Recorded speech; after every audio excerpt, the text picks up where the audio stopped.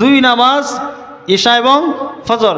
আল্লাহ নবী বলছেন লাইসা সলাতুন আসকাল আলাল মুনাফিকিনা, সহিহ বুখারী 557 নম্বর হাদিস, যে লাইসা সলাতুন আসকাল আলাল মুনাফিকিনা মিনাল ফজরি ওয়াল ঈশা, মুনাফিকদের জন্য দুই নামাজ কষ্টকর, ফজর ঈশা, ঈশা এবং ফজর মুনাফিকদের জন্য কষ্টকর। তাহলে মুনাফিকরা ওই সময় জাগ্রত থাকে না।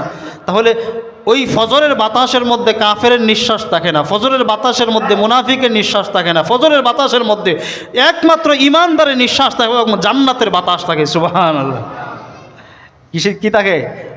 মুমিনের বাতাস, মুমিনের নিঃশ্বাস থাকে এবং জান্নাতের বাতাস থাকে, সুঘ্রাণ থাকে জান্নাতের, জান্নাতের আবহাওয়া। এই ফজরের বরকতময় সময় আমরা ঘুমিয়ে কাটিয়ে দিচ্ছি। আল্লাহ নবী যেই ব্যাপারে বলছেন, আল্লাহ নবী বলছেন ফজরের মধ্যে, ফজরের সময় আমার উম্মতের আপনি বরকত দান করেন, আল্লাহর কাছে এই উম্মতের জন্য দোয়া করছেন।